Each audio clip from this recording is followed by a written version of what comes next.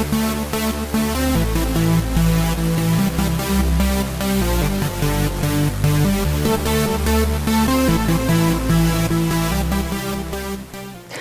and welcome to City Beat. We are your central source of news and information for the city of Rocky Mount. I'm your host, Tamika Keenan Norman, and I call this a special edition of City Beat because we have retired Fire Chief Mike Varnell on the show with us today. And we had to get him on the show after over 30 years of service for the city of Rocky Mount. Well, hello and welcome back to City Beat. Hello, and it's glad to be here one more time. Yes, it feels odd to say retire. I know it does for you to say retired. Yeah, it doesn't seem real yet. Yeah, and this is a pre-recorded show. Just had your celebration on Friday. This is Monday, so we got you out of the bed. I know you wanted to sleep in, didn't you? I got plenty to do. Well, thank you for coming and Glad talking with us today. Glad to be here. Yeah, how does it feel to finally retire after over 30 years? It's kind of bittersweet. I mean, it's a good thing. You want to move on to that next chapter of life, but I'm going to miss the people in the organization that we worked so hard to help build. But it's a good thing. Yeah, and you will be missed. Well, so many people from back in the day. We were talking about this. Former assistant city managers, former city manager, a lot of folks who came back to see you off. Yep, a lot of people that we worked with through the years and gave me opportunities, and it was good to work with them and good to see them again last week. I know that feels good, because if they didn't like you, they wouldn't travel all that way to come see you. I did something right, didn't I? Exactly. So tell, for the folks who don't know, tell us a little bit about yourself, how you got involved in the fire service industry, all that good stuff. Well, my dad was a firefighter, so I'm a second generation, so I was kind of around it since I was 5, 6 years old, so I saw the difference he made in the community. So it kind of drew me. I didn't think after I got out of school that that's what I would want to do. But it was a paramilitary type organization, and I like that. It's a strong team concept, and I was an athlete, so that drew me to it. But in service to the community, I like helping people, and that's kind of the main three things that kind of drew me to it. Okay, now where'd you go to school? I went to Edgecombe County Schools, Southwest Edgecombe, and then obviously went to college, Wilson Technical Community College, and Mount Olive, and Grand Canyon. Okay, so we say over 30 years, but when did you technically start with the city? I started in October of '89. 89. We had the largest group ever in the history of 123-year history of our department. That's when the city was expanding the fire department, built an additional station and relocated the station, went to the 2-battalion concept. So they added 18 people, or 18 positions. It was actually 19 of us in that group. So it's the largest, still to this date, the largest group ever hired at one time by the city fire department. Wow. And so when you started, what was your position? I was an entry-level firefighter. Okay. And how did you transition? Tell me about that. I went to a lot of school and a lot of training. I took advantage of those opportunities throughout my career, trying to juggle a job and my second job and school and wife and kids. So it was quite a challenge, but I enjoyed it. I was promoted to captain in '96. I was the first person to ever make captain without going through engineer. And during that time, there was a bottleneck of people. You had 50 people trying for engineer, and so you had people that were considering leaving the organization because it was just a very slow track and hard to get to the upper level positions. So they put in a policy back then that if you had a degree and so many years of experience that you could go for a supervisory position. So I was actually the first one to ever do that. And then I promoted to battalion chief, was in that position for about 8 years, and then assistant chief in 2010, and then fire chief in 2015. 2015, right after Trey Mayo. Yep. Wow. Worked with Trey and had a good time working with him, learned some things from him, taught him some things. So, and he acknowledged that last week that he learned a lot here while he was here, and I was part of that. So that was good to hear. It doesn't seem like you had been in that position for so long as you had. Yep. As fire chief. Was there ever any fear, or did you feel like because you had been in the industry for so long, there really wasn't any fear because of all that training and all that schooling and all that experience that I had gained. I gained a lot of experience as an assistant chief, doing the budget and CIP and all those things. So when you go through that, you're pretty experienced, and you feel pretty comfortable stepping up to the next level. The biggest learning curve for me was coming off shift when I was a battalion chief. I was on shift for 20 years, so that transition to 8 to 5 to assistant chief, to taking on that budget and those big things like that, that was the biggest learning curve for me. So when it was time to be the fire chief, I was ready. I mean, no fear at all there. Said, let's do this. Let's do it. A lot of responsibility, Yeah, obviously. yeah. Don't take that lightly. Code enforcement, hiring, firing, promotions. Just mentoring people. But I enjoy doing that, so it was a good fit for me.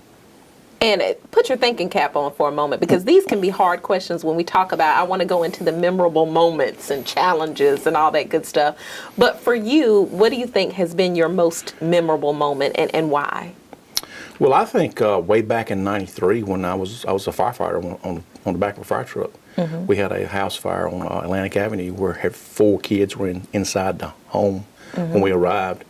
There were some police officers there when we got there, and they were trying to pull kids out, and we actually wound up saving all 4 of those kids, and those kids are still living today. So really, that sticks with me as one of the most memorable moments during my career. That we made a difference. We made a difference in those kids' lives, and they're living and producing citizens today. So you keep up with them a little bit. Well, I know they're still around. I know they went through the burn center, and we kept up with them through that, and I know that they're still out and productive citizens. I know that makes you feel good too, to know that you It does. saved 4 lives. It was a team effort, obviously, but I was a part of that. It was really a good feeling. Amazing. Because that's kind of how our business is. People are having their worst day, and us as fire and police, we have to have our best day to make that day better, to make that situation turn around. Okay. And that's a good feeling when you go home the next morning that you made a big difference. Exactly. What about challenges? What have been some of your greatest challenges you faced? Well, I think my biggest challenge, obviously, is when I went through colorectal cancer, and I was out for a while when I was fire chief, and I was able to come back from that. So that was a huge challenge to come back. But the organization would run well while I was away. Assistant Chief Ryan Raper was our interim, and he did an outstanding job. But just being away and being able to come back from that was huge. I think some of the challenges we see day to day are obviously safety of our personnel. The American Fire Service, we wind up losing about 100 line of duty deaths every year as an average, and that's a real fear of fire chiefs, is to lose someone in the line of duty. And knock on wood, we haven't done that, and I hope that trend continues, that we don't lose anyone. Exactly. But that's a huge challenge. And then the newest challenge probably for us is cancer in firefighters. That's the #1 killer of firefighters now, is cancer. So we're doing a lot of things to try to prevent that, down the road, so people don't suffer some of the things that I did. And when you say prevention, what are some of the things that you're doing? Things to help like prevent gear. that? We have 2 sets of gear. So back when I come up, we only had 1 set of gear. So if we had multiple fires that day, we would wear that same sole gear to multiple fires. Today, when a firefighter goes to a fire and they have a working fire, they were able to come back and take that gear off and put on a fresh, clean set. Then that other set gets washed and cleaned, and then they can alternate, so they don't have to wear that sole gear. It gets in their pores and causes issues down the road. Gotcha. Things like that. You've been very open about that too. You look good. Let me thank you. say that. Look good, look Thank you. healthy, all that good stuff. Yep. Yeah, I've been clean for almost 20 months now, so time really flies. It does. Let's talk about some of the changes too, like the gear you mentioned. That's a big change. But what are some other changes that you've noticed, significant changes in the industry? Technology is the biggest thing. Computers and apps and things like that. Years ago we had a one-band radio system. That's how we found out about calls. And if you were off duty, you didn't know anything about anything unless you got a phone call. But now there's a phone app. Everybody carries phones, as you know. So our guys get that notification as soon as Central gets a call. They get a notification off their phone. So they're moving to the truck, and that turnout time is significantly decreased because they're hearing that while that telecommunicator is processing that call. So we're on the truck sometimes before the telecommunicator keys up our mic and tells us we have a call. Things like that. Computers on the fire trucks, iPads. All that technology is just it's amazing the way things have changed. The technology of the trucks. Everything years ago was mechanical. Now it's all computerized. It's just a totally different world. It sure is. It's ever evolving, so you got to keep up with it. It is. Anything else you want to mention in terms of accomplishments during your tenure as fire chief, or with the fire department in general since you've been here? Well, we've done a lot of things as a group. Obviously, we built another training center. Our training center was flooded for years. We actually had to tear our old burned structure down. It's in the floodway. And we were told we could use it for a track, and we have a tower that we could use, but we didn't have anywhere to burn, anywhere to do certain scenarios like that. So After I became fire chief, we promoted a senior staff, and Carl Moore was our training chief, became a part of that. And he really, really wanted our on-site training center. We did a lot of stuff with Nash Community College. They have a burn prop there. But he just pushed, and we did it as a team. We researched and we found out, hey, we could do something different here. So we found out a way to do a burn prop, which is not really a structure, but it's a 4-story prop that water can flow through. So if the water does rise up, and it's risen up several times since we built it, but it don't bother it. And it's made out of Connex boxes, Connex shipping containers, and we stacked them on top of each other, and our guys did all the work. So you talk about a $500,000 structure that we built for about $100,000 with our people's talent. So that was a huge accomplishment. Now we have our own site training center right in the center of the city, which helps us stay in service. It helps service delivery, and the training has just really, really gotten a lot better because of that, because of those efforts. Things like that. Fire investigation team. We've always had fire investigators. We used to do it on an on-call basis with some of our inspectors.